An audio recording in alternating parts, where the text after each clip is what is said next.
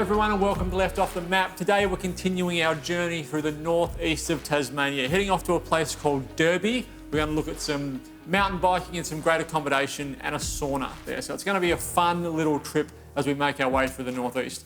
Before we get into that, I'm going to show you a great, this is a camping recipe that you could do over a fire, over a charcoal pit, over sort of on a barbecue if you wanted to. I'm going to do it here in the kitchen, in the oven, set to grill. So first thing I want to do is make up a marinade to go on top of my chicken. I'm doing chicken skewers. We've got a nice little assortment of things here. The thing that's going to drive most of the flavour in this is the miso.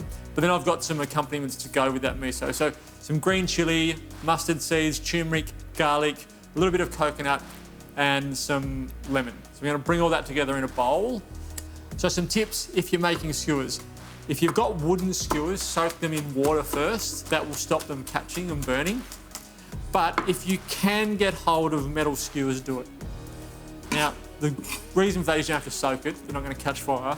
But also, the heat will transfer through the metal and will help cook the inside of the meat. So once we skewer that on, once we get that radiant heat coming down from the grill, this little skewer will heat up and then that heat will go inside the meat. It'll help cook it more evenly. So if you can get hold of those metal skewers, get them. They're not expensive. All right, in there, we've got some mustard seeds, about a tablespoon of mustard seed, about the same with turmeric.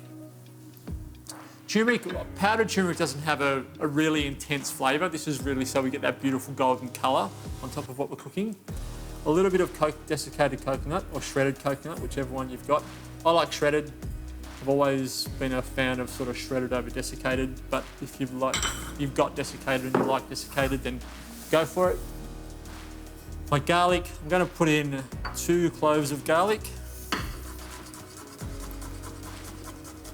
That might look like there's 3 cloves there. I'm not lying to you. One of them is just cut in half. So again, just roughly chop that. And then some of this might get stuck to the outside of a piece of chicken and might cook under the grill, but really it doesn't matter too much. This is the kind of place that our oven's ready. This is the kind of thing that you could put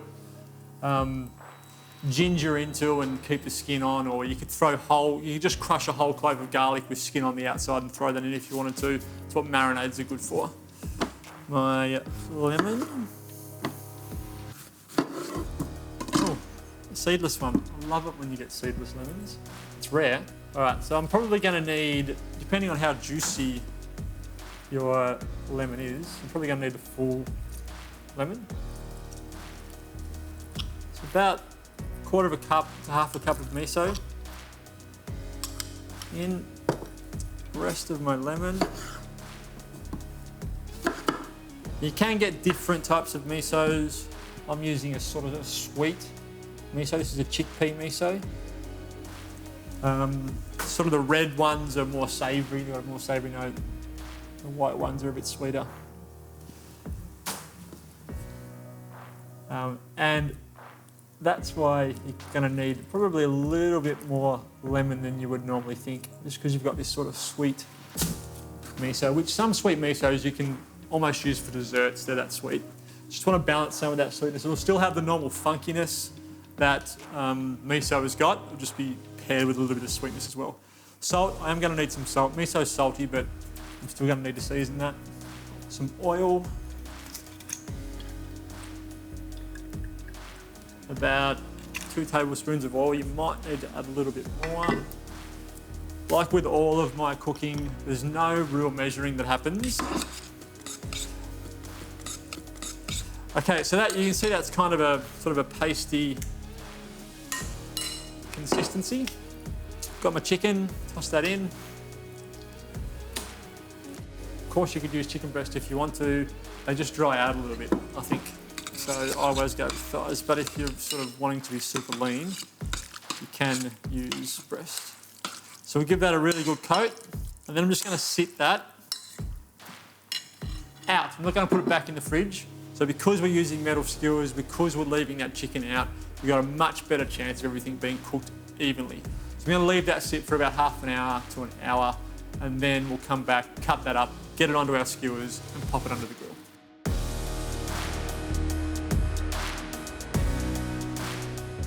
I've done 2 of those skewers already, and I've decided not to chop the chicken up and skewer it on the normal way that you would.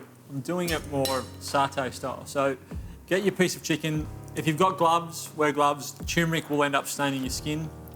What you're trying to do is fold it over and go through, and then you're trying to sort of make a wave, so fold it back on itself as many times as you can and push through. It goes like that over the skewer, just holds it in place better.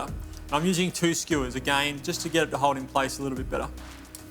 And then I'm putting them onto a little tray that I'm going to be able to put in the oven. Now, my oven is set at a fan grill temperature. Last one. All right, so again, it's just going to hold better and cook better.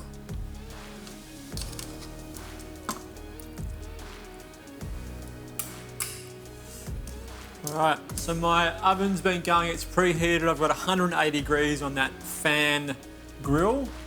Pop my chicken in.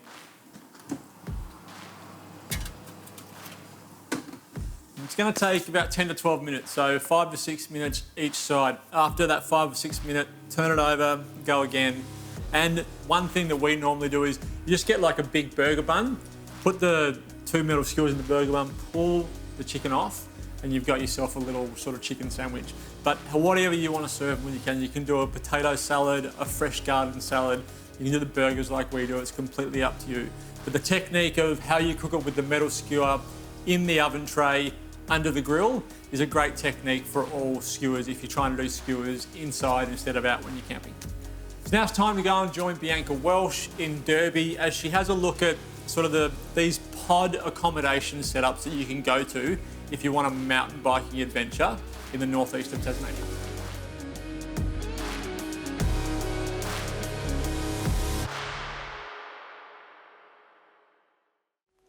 Derby is an inland town situated in the northeast region of Tasmania, a 90-minute drive from Launceston Airport. Bianca is meeting Tara Howe from Blue Derby Pods Ride, the first and only 5-star mountain biking experience in Australia, which won the 2018 and 2019 Tasmanian Tourism Silver Award for Adventure Tourism.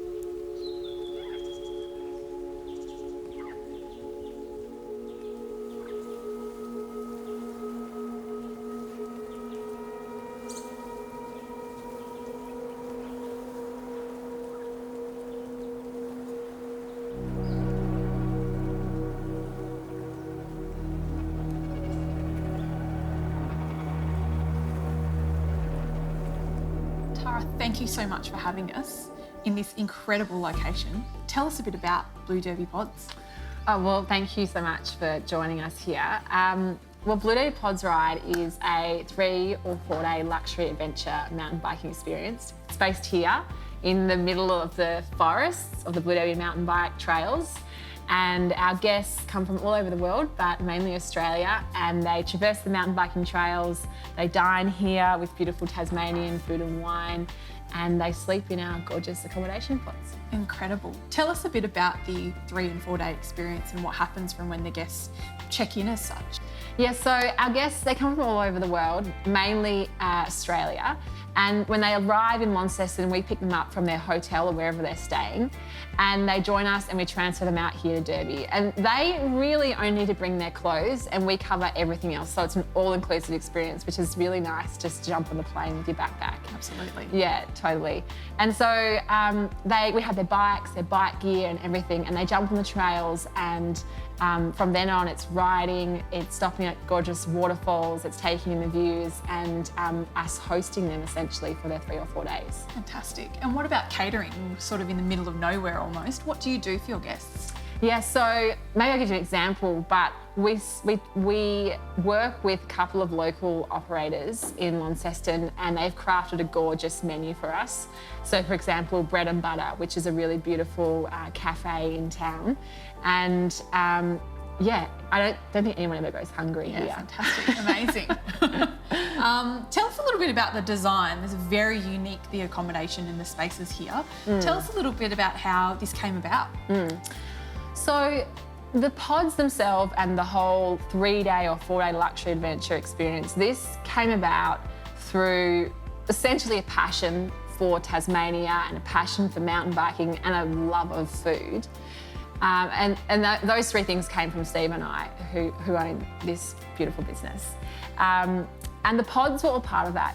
We loved unique accommodation, and we wanted to create something that had a real point of difference in its architecture, and also took in the nature around, you know. So they're these curved structures, pixelated on one side, that sit beautifully in the forests, and you feel like you are literally sleeping in the trees, because essentially you are. And that's really special. So it's all part of the experience, about taking you away from your busy life and your business career and coming here, and every touch point is really special. It's incredible to see this site. To imagine that there was nothing here and you've created this piece of heaven is just incredible. Tell us a little bit about the history of Derby itself, because it's really come in leaps and bounds in the last few years. Yeah, it has, and it's been a roller coaster for little old Derby, but it's a beautiful, quaint town, and it's essentially one main street, and it's got these gorgeous, like, kind of rolling hills that come down to it. But it started as a tin mining town, and that's really the backbone of its history. Around 5 years ago now, this idea of mountain biking came into the area. As a local, we've always mountain biked in this area. I have spent many years up on those hills, but suddenly it was looking at becoming, you know, a really premier destination. And from there, the Blue Derby mountain biking trails were created and designed, and there was a vision for this area. And as it launched, it really has now become one of the world's premier mountain biking destinations. So it's a town of resilience. Yeah, absolutely. I'd imagine you're very eco-conscious. Tell us a little bit about some of the practices that you have on site here. Yeah, we are, absolutely. In fact, our vision here is to create a sustainable world. And we do that, we practice what we preach here. This is a completely off-grid facility, so it's solar powered. We have composting toilets. We collect our own rainwater. We compost everything. We team up with an organic chook farm, and all our food scraps go there. So every touch point is as environmentally friendly as possible. We think that's really important, and we hope that just by us doing that, it encourages others to do the same. It's fantastic. Such a commitment, but it's so important. Tara, I'm not a mountain biker myself, and I'm going tomorrow for the first time. Wonderful. Can you give me some tips? That's so exciting. I'm really, really happy to hear you're doing that. Tips, absolutely. So I think mountain biking, you can have great fitness, you can have a beautiful machine, you can have all that, but it's actually all in the mind. Okay. So when you're riding on that trail and you see a little rock, you might think, oh, but if you think it's just a rock, all that's stopping you is actually just your mind. Okay, it's a good tip. I'll remember that tomorrow. It's all in the mind. Absolutely. It genuinely is. Well, Tara, thank you so much for letting us stay in this incredible piece of paradise. And stay tuned for how I go with mountain biking tomorrow. Thank you for having me, and best of luck. I believe in you.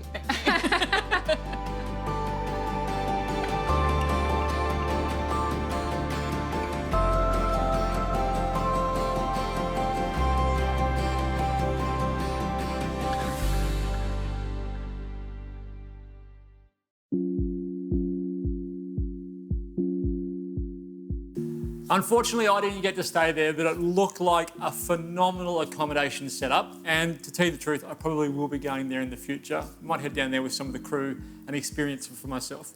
Well, it's Taco Tuesday. So this is the taco part of Taco Tuesday.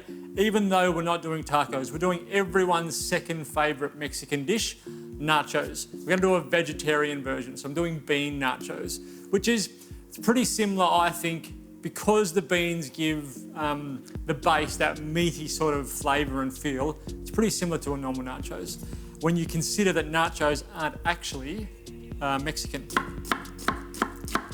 So nachos are an American invention, same with the hard-shelled taco. It's an American invention. And the sort of Mexico's version of nachos, I guess the closest thing you would get to nachos in Mexico is a thing called chilaquiles, which we've done on the show before. But of all the things I think that America copied from Mexico, nachos and hard-shell tacos are probably my favourite things. So I'm not going to give America any grief for that because I think they did a very good job coming up with the hard-shell taco and the nachos. All right, so I've got an onion and some garlic, sort of the base flavours that you use for so many things. Just diced my onion. I'm going to thinly slice my garlic. And then I'm going to pop that into a pot to saute. I'm going to saute that for about 5 minutes just to extract the flavour and the sweetness that I can, the flavour out of the garlic and the sweetness that I can get out of the onion. And then on top of that, I've got some tomato passata, just got sort of some crushed tomatoes with some herbs in it. And then my 2 types of beans. So the refried beans will give it the body that I think a vegetarian dish needs. So I'm going to pop my onion into my pot, put a little bit of oil on that, and then I might, while I'm waiting for this onion to cook, take about 5 minutes. While I'm waiting for that, I might get my salsa started. I'm gonna do mango, avocado, red onion, capsicum, and spring onion. And I'm gonna use chili. If you don't, I think chili and mango are a great combination. I think something about the mango softens the heat of the chili. So I'll get started on that. Just need to dice everything up so it's a nice sort of, everything's sort of the same size dice. Put it in a bowl with some lemon juice and some oil and salt, and my salsa's ready to go.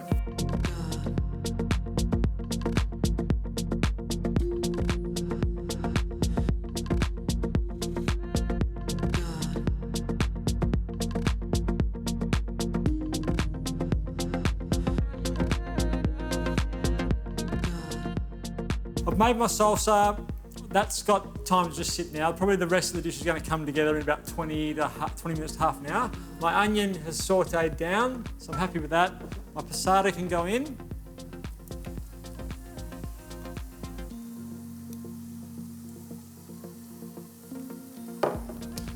Stir it. And I just want to cook that passata down a bit. Tomato puree, tomato passata, whatever. Any sort of tin tomato that you're using, make sure you cook it off before you add anything else to it. It gets rid of that raw flavour of the tomatoes. They can be a little bit acidic, a little bit sort of astringent. If you cook them out, you'll get rid of that. And always add salt to tomatoes. So a good pinch of salt. I'll let that cook for a couple of minutes. Once that's cooked out, we don't have any sort of pools of water pooling in top. We'll add our 2 types of beans. Remember what I said about the refried beans is going to give it the body that I think it needs, and then those black beans will give it the texture.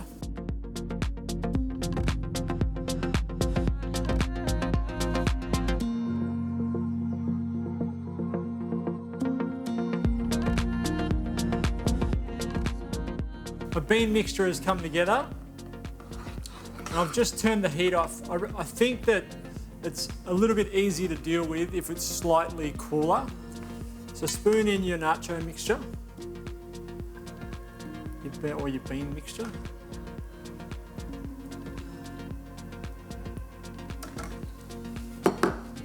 And then I'm just going to put some corn chips on top, and I think it makes a difference the way that you lay the corn chips.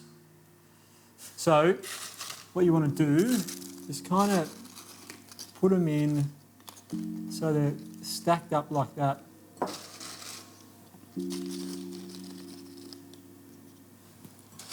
See what I mean? See how it's sort of stacked, so you've got these little gaps for the cheese to fall in. You have a really crunchy texture on top. So now I'll sprinkle some cheese on top of these.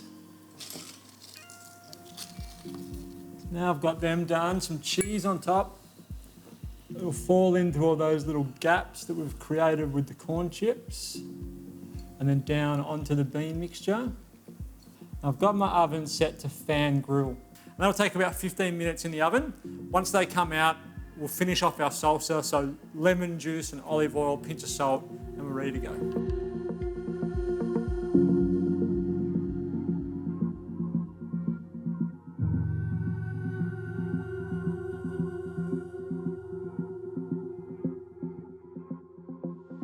My nachos are out, my salsa has been dressed. That was just lemon juice, olive oil and salt. So we'll pop that into a serving bowl.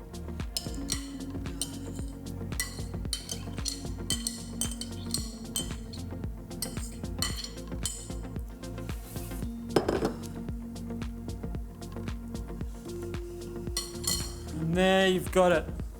Really simple bean nachos, but really tasty bean nachos.